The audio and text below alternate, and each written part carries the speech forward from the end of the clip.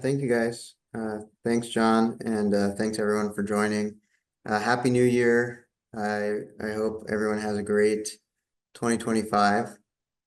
So I'm excited to go over this information with everyone and expose you to this technology that's been around for a while, and John's definitely an expert and can talk through a lot of applications. So please ask questions, and John and I would be happy to answer. If you don't know, Sierra Circuits has been in business, and we are a PCB manufacturing company and assembly company, and we're located in the Bay Area. So we focus on a lot of the mil-aero, industrial, medical markets. Those are our three big markets, and we do a lot of complicated circuit boards, hence the topic of today, where people are trying they realize their board is more than just a board, and they're working on difficult problems to solve. So first we're going to answer the question, why should you consider embedded resistors and capacitors, and then how to be a little bit more educated about going through that process, and some design guides for that. And again, John's really an expert, so you should ask as many questions as possible and get the most out of this webinar. So again, the big question as to why. So, if you have a board or a technology challenge, that's really when you should be considering embedded resistors and capacitors. So it replaces surface mount devices, and that means that you would have less solder joints to worry about.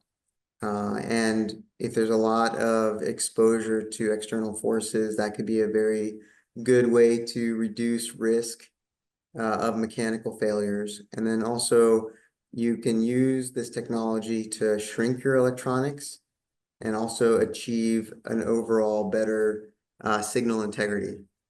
So there are some very key advantages to this technology if you're facing any of these challenges. So again, it ultimately depends upon your application, and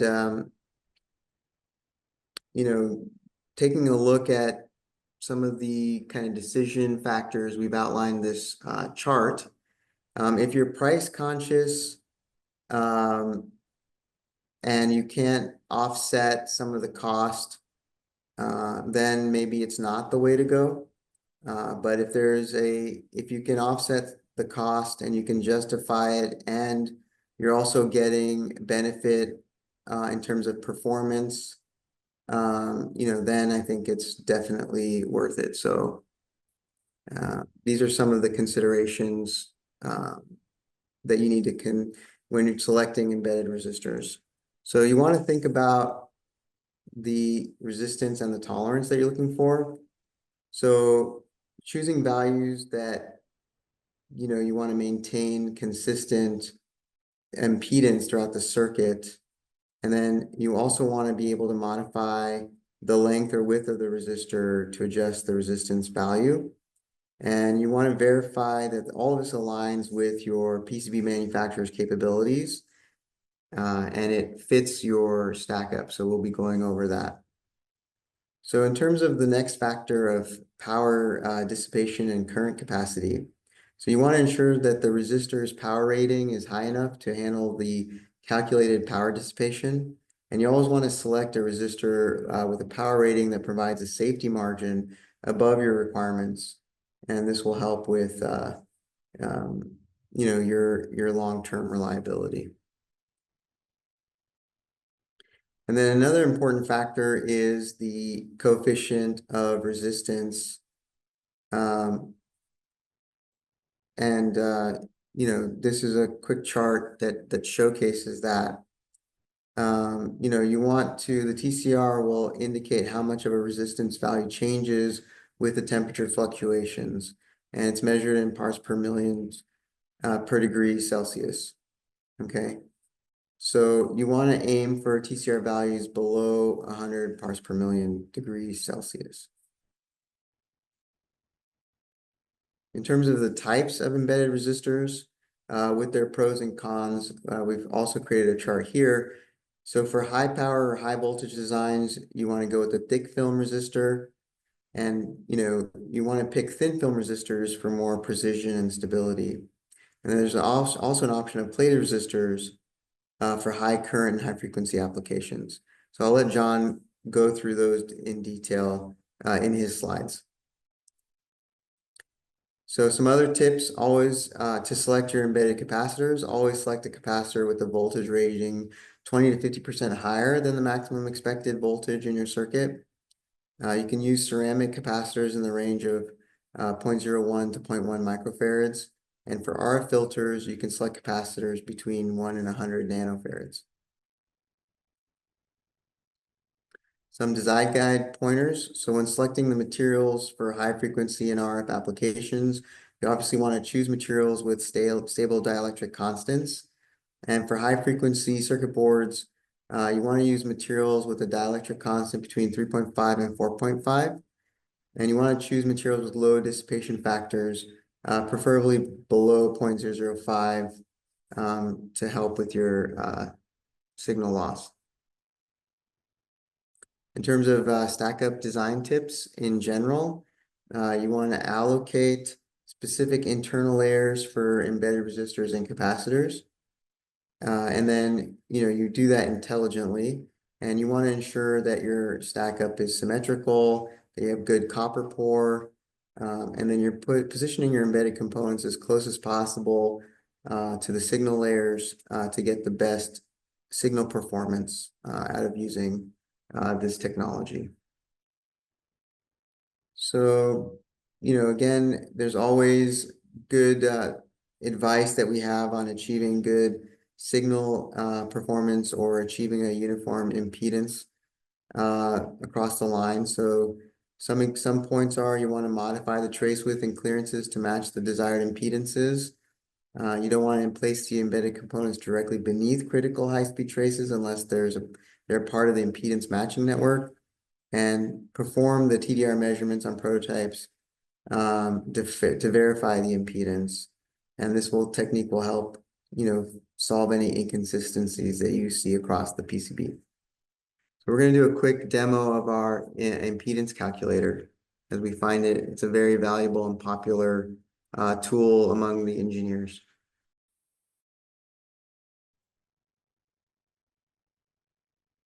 Hi everyone. So we have Sierra Circuit's impedance calculator here, which uses the 2D numerical solution of Maxwell's equations for PCB transmission lines and renders fairly accurate results that are suitable for circuit board manufacturing and engineering analysis. The impedance calculator tool supports 82 impedance models with multiple geometries. As we can see here, we have the uncoated, coated, and embedded microstrip, as well as the strip line. And each of these structures, uh, with each specific model, you can choose them in a single-ended differential pair, coplanar, and etc. Let's go with a coated microstrip for now in a differential pair. And we can see that the simple and the composite models are also available here. Let's go with the simple model here. Our impedance tool is integrated with the signal loss, crosstalk, and the S parameter calculator as well. I will be showing it to you in a while. Uh, we also have different units over here in the tool that you can use for the calculations. And you can choose the desired unit system.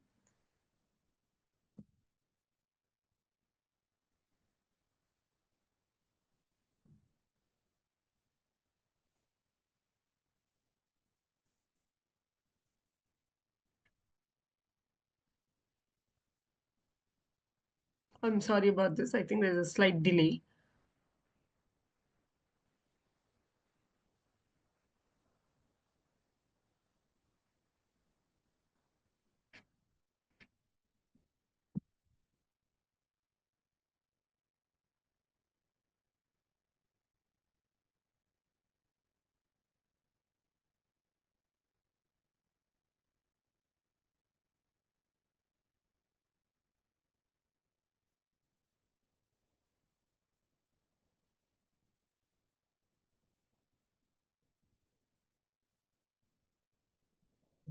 Well, that's a fail.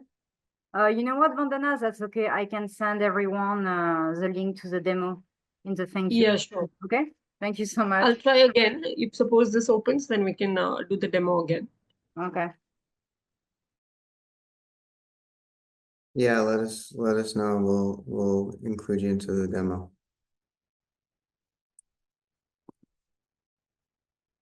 Okay, I just have a couple more slides before I pass it over to John.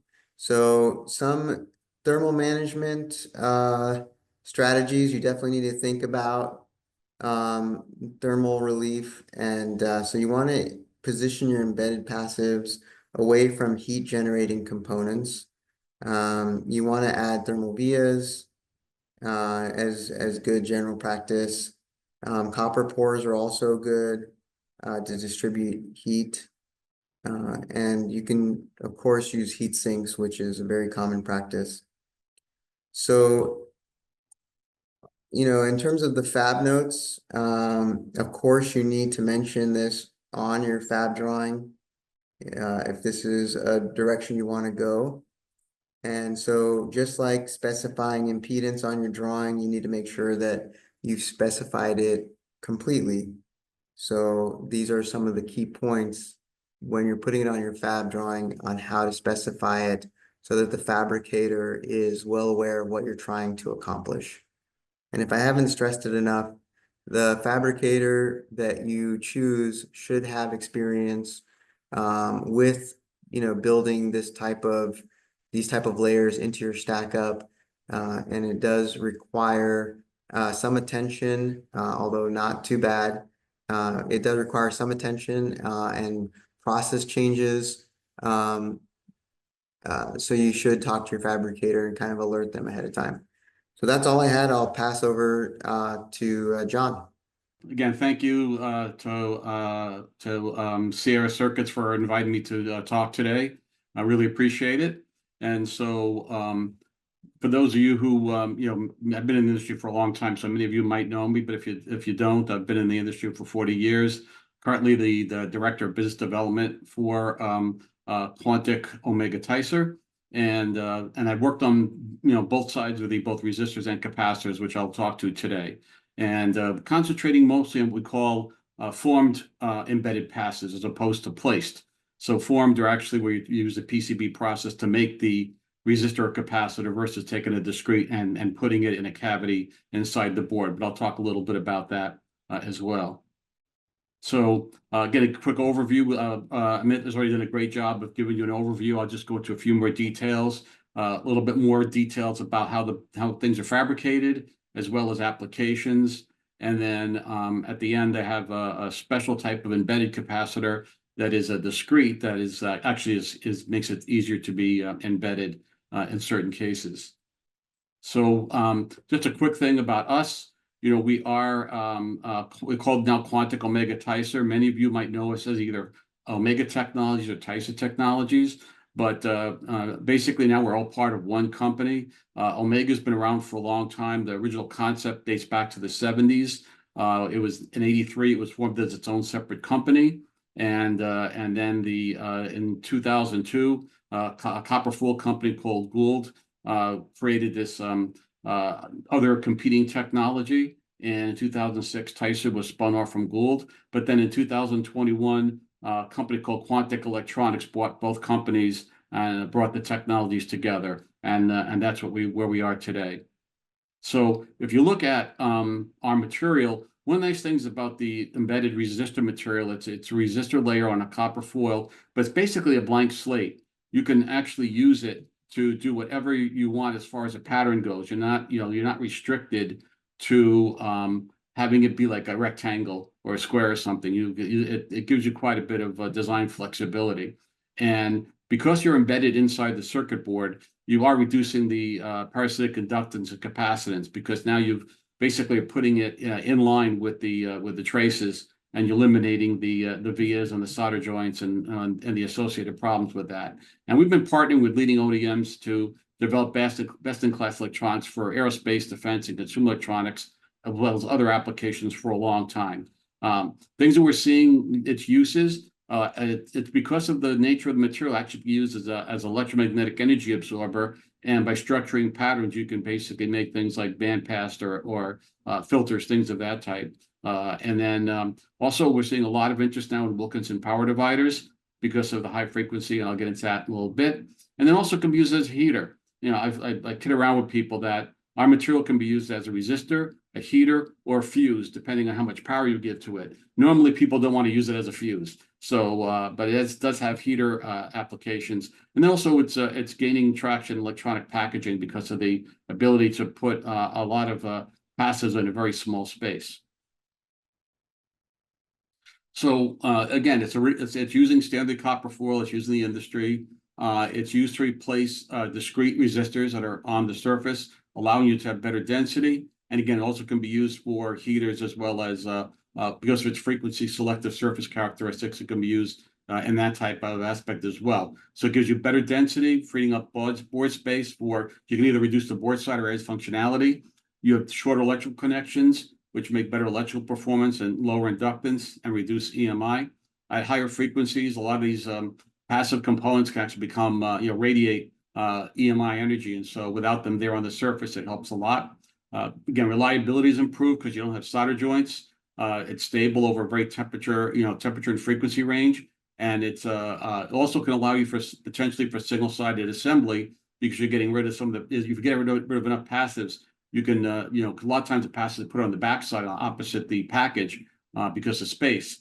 If you can get rid of that double-sided assembly, there's a cost savings there. And also in some cases, like things that are going up into space or maybe on an aircraft, weight reduction is also important. Even though these resistors are typically small, when you're putting things up in space, every gram counts. So we can see a benefit there. The two types of material, we start off with your general class 3 copper foil. It's electrodeposited copper foil that's used to make, it's a regular everyday PCB type copper foils. And then we either go ahead and plate a nickel phosphorus on top of it on the rough side, the side that's going to go against the laminate. And that's done in our Culver City, California facility. And that's the old, Ohmega Technologies company. And we work with all the major CCL, copper clad laminate suppliers. And then the other side of it is the Ticer material, and that is a sputtered material. And there we use nickel chrome aluminum silicate, or chrome silicon oxide. So there are 3 different targets we could use. Over 90% is the nickel chrome, because the other 2 are used for very high resistance numbers. Again, a lot of same customer base. Over time, they developed a little bit different applications. So so Panasonic might use more TCR than Ohmega and things of that type. But we basically work with all the laminators. And we have our major facility for sputtering is in Windsor, Connecticut. And then the finishing operation where we actually will go ahead and put like a adhesion promoter on the copper and cut it to size for the customers is in Chandler, Arizona. And we can go on rigid flex materials or rigid flex. So it's because the nature of the material can pretty much lend itself to any type of substrate. And you talked about resistance before, Amit, and we kind of simplified it because we would do ohms per square, which is a dimensionless number. So we control the actual sheet resistance by controlling the alloy and then the thickness of that alloy. So let's say in this case, we're talking about a sheet resistivity of 25 ohms per square. Well, it doesn't make a difference what size the squares are. It could be 1 meter by 1 meter or 1 millimeter by 1 millimeter. It doesn't make a difference. If it's a perfect square, you're still going to get a 25 ohm resistor. And the way we change the sheet resistivity is the thickness. So our thickest material is our 10 ohm Ohmega, and that is 1 micron. And so if we wanted 100 ohm per square, we just make 1/10 of a micron. So we control the sheet resistivity by the plating thickness or the sputtering thickness in the case of Ticer. And so if you want to change the resistance value, the final resistor value, you change the length to width ratio. So if the length becomes twice the width, it becomes a 50 ohm resistor. And so that way the same sheet resistance can be used to make multiple resistors on the same plane, which gives you, again, a lot of design flexibility. And like I mentioned earlier, you can use different size, different shapes. So it's not unusual to get high resistance numbers where people do a serpentine pattern. So you get a very large amount of travel in a relatively short space. The nice thing about these buried resistor materials is that they are manufactured pretty much using standard PCB processing. So when you get the laminate from the laminate supplier, the board shop it would look the same as any other laminate. What you do though is you basically go through your first imaging step, and the first imaging step basically will define all your traces as well as the resistors as far as the width goes. And so you'll go through your normal process. You'll develop etch strip, and then the material. Now, in the case of Ohmega, the nickel phosphorus is a little bit thicker and a little harder to etch with the cupric etching, the interlayer etching. So you have to go through a copper sulfate bath to remove that background etch. That's about the only thing that's special. And people who are doing it every day have a little copper sulfate bath where they use to remove the background resistor material. In the case of the Ticer, it's thin enough, and the nichrome is more sensitive to the cupric, so you can basically typically do that in the same pass. You don't have to do an extra step. Then you strip the resist off, and now you go to put the photoresist back on. And now what you have to do is just open up a window where you want the resistors to be. And so we go ahead, if you look at that, step 6. And so you would go ahead and put your photoresist down, expose, develop, and now you would etch using an ammoniacal etch. And what's nice about that is the ammoniacal etch, which is your outer layer etch in most circuit board shops, removes the copper, but it doesn't attack the resistor material. So that after you strip the resist, now you have a defined resistor pattern. And so you create that extra layer of artwork, which is basically the window that you open up to expose the resistor material. Then after that, you go through a normal oxide or oxide alternative, laminate, and put into your circuit board. Typically, people will do a test. It's typically not 100% test of resistors, but they'll do an audit, a sampling, to make sure the resistors are in the specification at this point before they would laminate it into the circuit board. So when picking your resistors, the targeted resistor you want to embed, it helps to know, you want to avoid really high value resistors because it could be very cumbersome to make inside the circuit board. So anything like 10,000 ohms or above, you have to take a look at that, whether it's possible. And also precision tolerance resistors. Right now it's so easy to buy plus or minus 1% resistors that most designers just do it as default, whether they need it or not. Well, it turns out for a lot of applications, plus or minus 15-20% is perfectly fine. And that's typically more of what you're going to get using embedded resistors. So there are some things you can do to improve it, but for the most part, if you really do need a precision tolerance, you can either laser trim the resistors or use a typical surface mount. Then go ahead, you specify the attributes of the package footprint where you're going to put it. And typically for design flow, you would go ahead and create your resistor almost as if it's a physical entity, but you put it into your library. But then you would place it then on that layer. But it's just your imaging pattern that you're doing. And then you also have to consider the tolerance, like was mentioned earlier, the power and the tolerance. We try to tell people to make your resistors as big as possible, because that will help with both the tolerancing as well as the power handling capability. We have a calculator. Actually, we have two. We have one for the Ohmega and one for the Ticer, because they are slightly different because of the different types of materials and the thickness. But if you could sign up for a technical library on our website. And so what happens is you basically plug in, you can go two ways. You can either plug in the resistance you're looking for and the power rating you want and the tolerance, and you pick the ohms per square resistance material you want, and it'll come out what length and width resistor you need. That also will give you an idea of the ESD survival level, because a number of like commercial products, you have to, they do the human body model for ESD, so you don't electronic discharge, electrical discharge, prevention, having a problem. And so, you can go that way, or if you know the length and width of your resistor, then you can go ahead and back calculate, and it'll tell you what the resistance is, as well as how much power it can handle. Typically, we're dealing in milliwatts. If you have this, I have done cases where we've gone with relatively good size resistors and done it in the watts, but most of the applications people use our material for is in the milliwatts. So some of the applications, we're seeing a lot more in things where there's tight spaces, like packaging or interposers, things of that type. And so, again, you can eliminate the solder joints and get better, you can put the either inline with the traces or put them underneath. So it gives you a lot of design flexibility. It also helps with signal integrity. As you mentioned earlier, you get that inductive loop out of there. And so the resistors are essentially in line with the traces. And so you get much better, signal performance. Really driving a lot of the growth is in the RF microwave world. With now that we're, especially with 5G and other technology, people are going to phased array antennas, and basically these are the ones that use beam steering as opposed to actually having something rotate. They would actually, or have multiple ones. They would have one that can do beam steering, and so they need a lot of things like Wilkinson power dividers and resistors.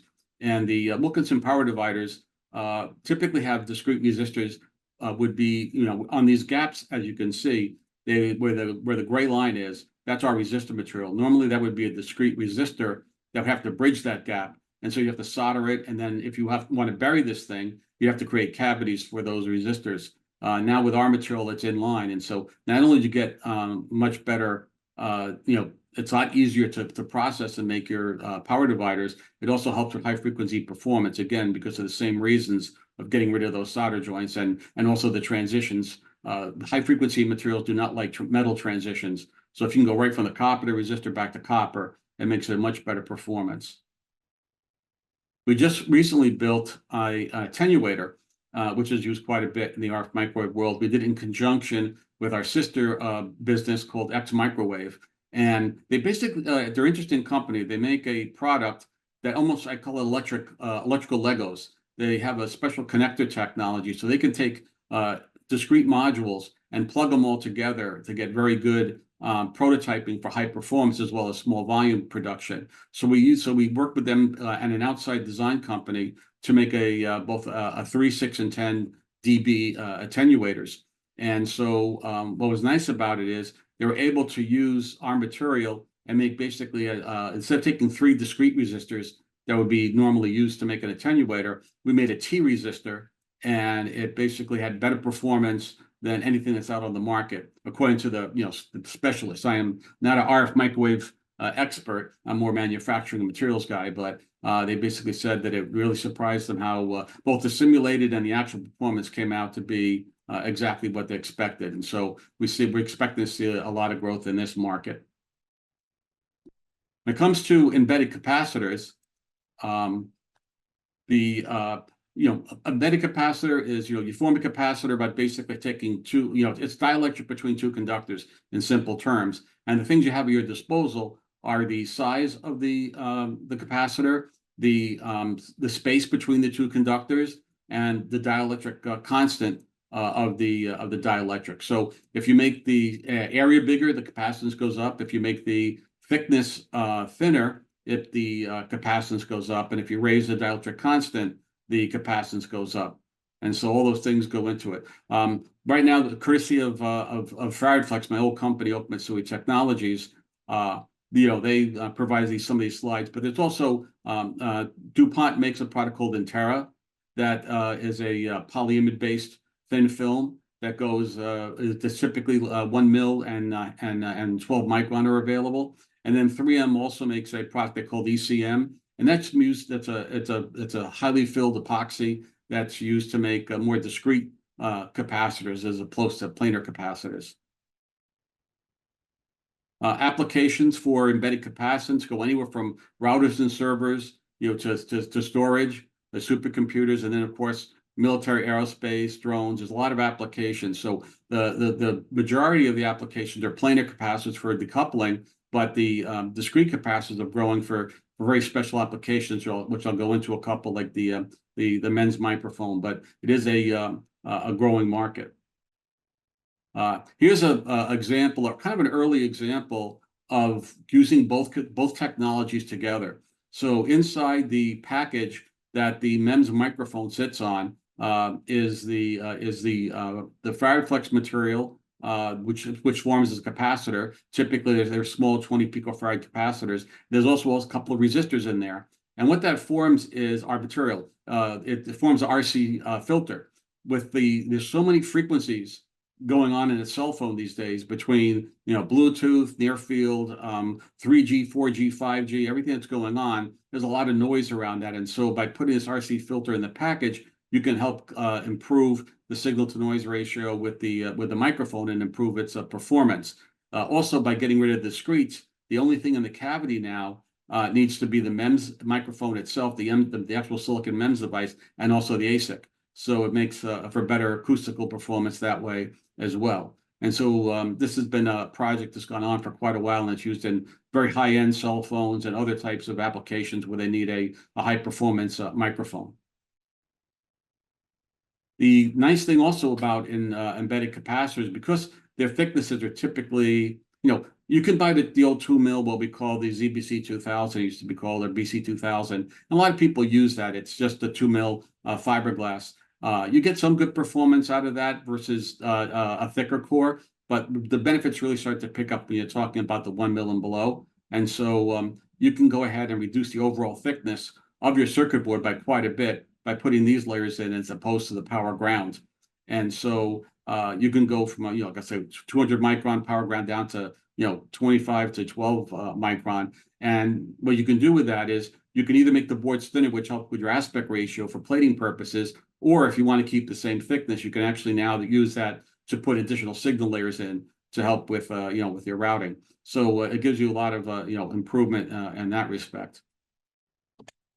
And where this the decoupling capacitance improvement with the embedded capacitors is right in the sweet spot in between, like, the bulk capacitance you're not going to replace. Those are your big tantalum capacitors, or, the bigger ones. But we replace a lot of the 0.1, micro, the 0.1 micro, farad type capacitor due for coupling. A lot of them go away because in the 10 to 200-300 megahertz range, it really and up to the gigahertz range, that's where the PCB gets involved with decoupling. And by putting these planes in, you can get rid of a lot of decoupling capacitors. And here's an example where you can see the old BC 2000 technology, 50 micron. There was an attempt to make a 1 mil version with fiberglass, but it never worked out. It was too hard to handle. And so these film-based ones started about 24, 25 microns and go down to as small as, currently for decoupling, the thinnest ones are 8 micron, but if you want to go to for the discretes, it goes down to 3 micron. But you can see that in the several hundred megahertz up to the gigahertz range, that you get a big improvement in the performance. With the impedance getting much better by using thinner laminates for your power ground layers. And then also there is a benefit as you go into the higher frequencies. It dampens out resonances as you get thinner, and but when you get into the inductive range, the thickness is actually more important than the actual dielectric constant, which makes because again, it goes into the inductive range, not the capacitance range. So the dielectric constant of the material is important for the low frequency, but for the higher frequencies, the thickness is the more important thing. And this is some simulations that were done, using we use a 24 mil spacing. And which is not uncommon when people don't put their power grounds together. You can have 24 mils between your power ground if you sneak 2 signal layers in between, which you don't recommend for power distribution, but people do that sometimes for signal integrity. But then if you took off the 580 decoupling caps of original design, it gets even noisier. But all it takes is a 1 mil plane without the decoupling caps, and then the noise goes away. So you get much better performance with that. So sometimes, though, the capacitance of these planes, like for decoupling, the planar capacitors of 1 mil are perfectly fine. But sometimes, like in the MEMS device or some of these other things, the capacitance density of these formed capacitors is not enough. So you might need to boost that. And we have a sister company called Ulix, and they just came up last couple of years with a patented type of capacitor that basically it's they call it a gap capacitor. And what it does is it now makes it much easier to incorporate discrete embedded capacitor. You can see the picture right there. The gap capacitor has both of its electrodes on the same side, but you can't see inside is the actual electrodes and the dielectric. But by doing this design, It makes it really work very well at high frequencies and also get much better higher capacitance density. In fact, that's one of the most highest capacitance density products on the market. And so what happens is you get, much better performance both for high frequency and for capacitance density. And this can be thinned down to as little as typically it runs about 125 microns in thickness, but it can be thinned down even more so for embedding. And this is just an example. This is with the help of our buddies at Monolithics. They modeled the technology and they showed very good high frequency performance. So if you do need that boost in capacitance that formed capacitors can't accomplish, we can do it with a gap capacitor. So in summary, Ohmega and Ticer now one company, and we could use the right technology for the right application. Embedded resistors lead to improved electrical performance, reliability, and space and weight savings. There's really a lot of benefits to it. And by using embedded capacitors, you dramatically decrease the need for discrete surface mount caps, improve power distribution, signal integrity, and you can reduce the board size or thickness. And embedded resistors and capacitors are manufactured using traditional PCB processing. So companies like Sierra Circuits and other leading PCB fabricators worldwide are making this product every day.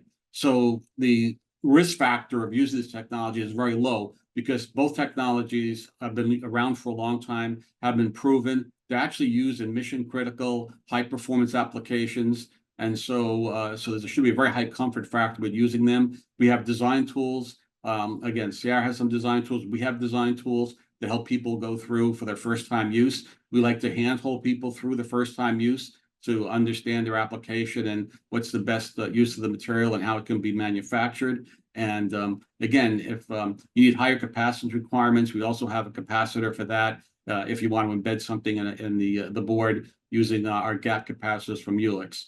And again, I'd like to, let's see. Yeah, and so here's contact information. Again, I'm John Andresakis. Bob Carter and John Ranieri are from Oak Mitsui Technologies, and they do the FaradFlex product. And then Todd is in charge of our Ulix capacitor. So reach out to any of them or myself with any additional questions. So, thank you for your time and attention. Thank you so much, John. So Vandana is going to be able to do the demo on the impedance calculator. So Vandana, you can go. And while we have the demo, I'm going to ask you to answer a couple of more questions. Okay, you should see them on your screen. Thank you, Vandana. You can start. Yeah, thank you, Lucy. And sorry, everyone, for earlier. So as I was saying, we have 82 different calculators with different models and geometries. And this is one of them. That is the coated microstrip differential pair impedance calculator. So we have the unit system here. We'll go for mils for now. Let's enter the input parameters. The dielectric height H1 is 3.348 mils for now. Let's go with a dielectric constant of 3.63. A coating height H1C of 1.5. Coating height H2C already has a default value here, but you can change it if you wish to do so. Then we have coating height H3C, scope for 1.5, and similarly coating dielectric constant 4.2, which can be changed, of course. Then we have delta W here. Delta W is the difference between the top of the trace and the bottom of the trace. You can click on this help guide here, and you can see that there are delta W values based on the starting copper weight, and you can use that as a reference. Let's go with 0.5 mils for now. Enter trace thickness, about 1.45 mils, and a trace separation of 7 mils. I want to calculate the trace width, so I will add a target differential impedance here and click on calculate W. We will see that the trace width will be calculated and displayed along with the other parameters like the uncoated differential impedance, coupling coefficient, odd mode impedance, etc. Similarly, we have the signal loss calculator for the same model. Let's enter dissipation factor of about 0.024. The coating dissipation factor can be changed if you wish to do so. Let's go frequency of 10 gigahertz. an entire surface roughness of about 6 microns. This is a standard roughness for a foil, and a length of 2 inch. Click on calculate loss, and we can see that the signal loss output for the odd and the even mode will be calculated and displayed. Similarly, we have the S parameter and the crosstalk calculator for the same chosen model. Thank you so much. Thank you, Vandana. Okay, John, if you can open the Q&A, you will see that we have some questions. Can you see them? Yes. Okay, great. You can start answering if you want. I think Amit already answered the questions for Sierra. Okay, so you just want me to, okay, so I'll just go down the list. Yeah, you can just read the questions and answer Yeah. live. Yeah, do that. Okay, yeah. So how to design for embedded components in the PCB design, the tools. Yes, when it comes to embedded resistors, I mentioned that you have to go ahead and make basically the separate, basically create that window layer. It's an extra layer of artwork, but it works in all the different design suites. So you could use, Altium, Allegro, well, all the standard ones work. It's just learning how to use it, properly to add that additional layer. So it's really not it's not a big deal. And the circuit board shops, they're really, proficient at helping do that, and we can help it as well. Okay. I see the second answer was question. Okay. Yeah.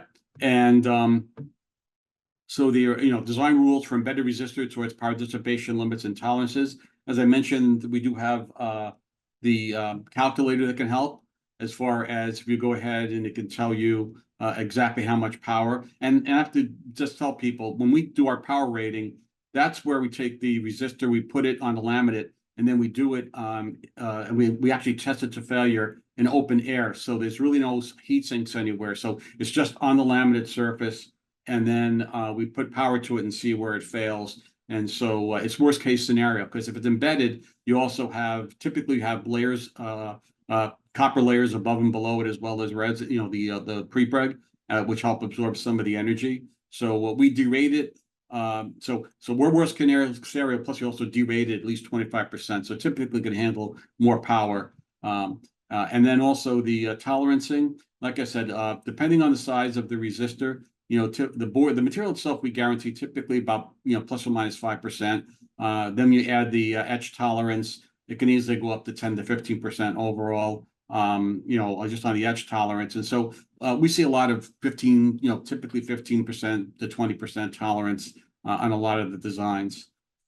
And yes, micro vias can be used, with this technology. There's no restrictions with that. You can you can create clearances through it. So the only thing that we do recommend is it's in our design guide. When you're drilling, when you have your pad that let's say you're connecting to a pad on a layer that has resistors, we like the resistors to be offset from the pad a certain amount, so that any heat that's generated during drilling or any mechanical stresses won't affect the resistive layer, because these are very thin layers, so they're very robust when they're inside the board, but we still want to try to minimize any heat or stress that might see it during that time. We have done some RF characterization on the embedded resistors, and we do have some things available. Like I said, the attenuator was tested up to 60 gigahertz, and we've had very good results with that. So and we also have tested the effect of the resistor material being under the traces up to like 40 to 50 gigahertz, and there's a minor impact of loss by having that resistor material underneath it. Let's see here. Yes, we worked when I was on the IPC committee for embedded resistors and capacitors, and we worked very well with UL on specifications for these materials. So yes, these products are, if you have a product that's designed with it, it does meet UL. Obviously you have to go through the normal UL testing, but these materials are UL accepted, and so there's no problem with incorporating into the resistors or capacitors. Since the resistor material is very thin, it's actually most of the resistor material we supply is on 1/2 ounce copper, although it can be supplied on 1 ounce. And so it's typically incorporated right into a signal layer. So the amount of thickness you're adding, I told you, the worst case scenarios are 10 ohm per square material, and that's like a micron. So our material really is almost a negligible thickness. Now, if you need to add an additional signal plane, it's just going to be that half-ounce copper additional thickness that you would have to add, but it doesn't add much. And in the case of the embedded capacitor, you actually reduce thickness because of the reduced spacing between the power and ground plane.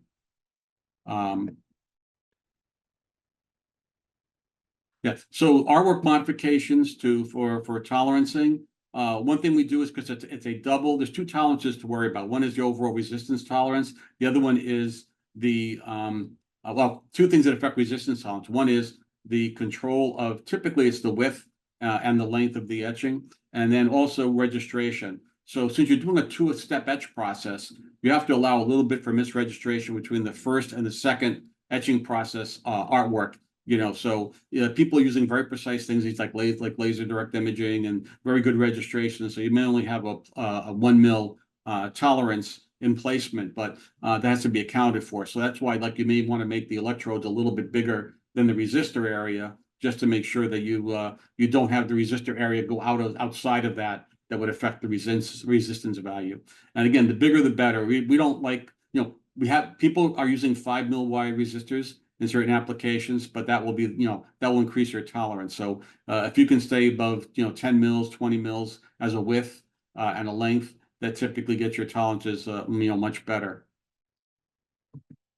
And the last one is, if they need an 8-layer board design to incorporate embedded passes, well, I need 10. Okay, so the thing of that is, with resistors, the answer should be no, because you're basically putting the resistors, essentially, they would have been on the top anyway, and you're bringing them down. So you're not really adding an extra signal layer. You're just basically getting rid of the via and putting the resistor where it normally would be.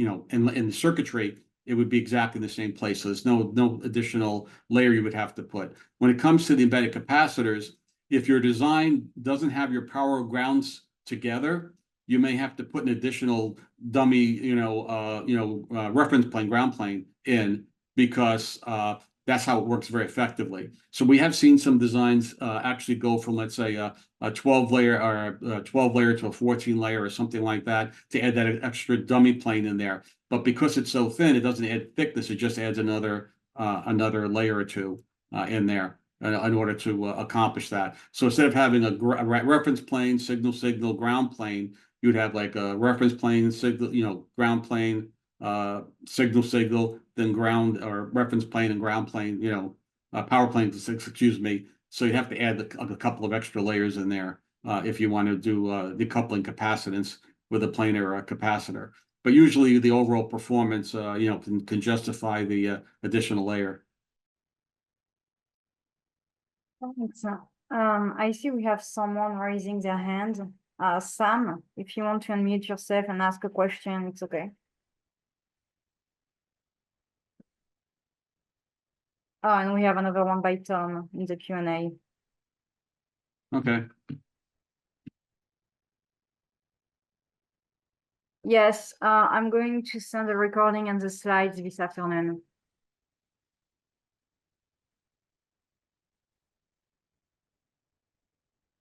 Okay, so that's done. Okay, well, I think we don't have any questions. Oh, no, one more. Yes. Yes. The resistor layer does cover the whole. So it's a subtractive process. So when we put the resistor layer, it's on the entire copper. So so what happens is that when you do the first etch, we're going to remove a lot of the background resistor material, but the resistor material is still under the traces. So and so then you just open up on those traces where you want the resistor to be. But yes, it covers that whole one PCB layer, and then whatever you don't need as a resistor gets removed.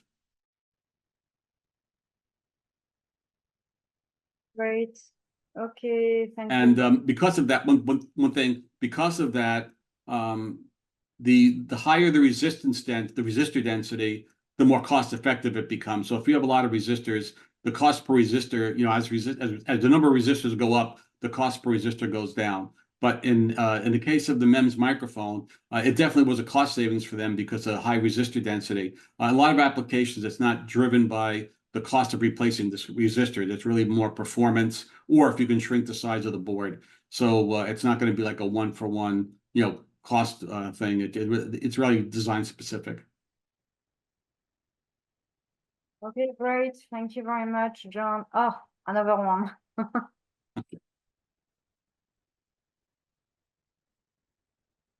It turns out that the amount of what happens is we have products that have very low profile copper, and so we've tested up to 40 gigahertz, and the amount of additional loss you get because that resistive layer is so thin that the amount of loss you get is fractions of a decibel per inch in loss. So people are routing their high speed signals on those layers. In fact, we sell a lot of product to people using, PTFE, Teflon type, based materials, use a lot of our material. And so they're routing high space, high signal trace speeds, on those layers. And the EM absorption application, I have a design note, Charles. So if you want to contact me, we have some examples of that. Where people are using as a EM absorber, like for our cards and other type of applications. It really comes down to the fact that designing those things are very much art as it is a science, as far as the patterns and stuff. Depending on the pattern is formed and the stack up of the material, you can get you can do a lot of manipulation of the frequencies that are that allowed to pass through and the ones that are reflected, and that can help you with that. Okay, are we done? Seems like we are. Great, thank you so much everyone for attending. Thank you so much, John and Amit, for presenting. It was really great to do this first webinar with you on this topic. I will send everyone the slides and recording this afternoon. And I wish you a good day. Yeah, thank you again for having me, and I hope everybody learned something. And again, appreciate your time, and I know everyone's very busy. And please reach out to us with any questions. Thank you, everyone. Thank you, John. Bye-bye. Thanks, John. Thanks, Lucy. Thank you. Thanks. Thanks, Vandana. Thanks, Steve. Thank you. Bye.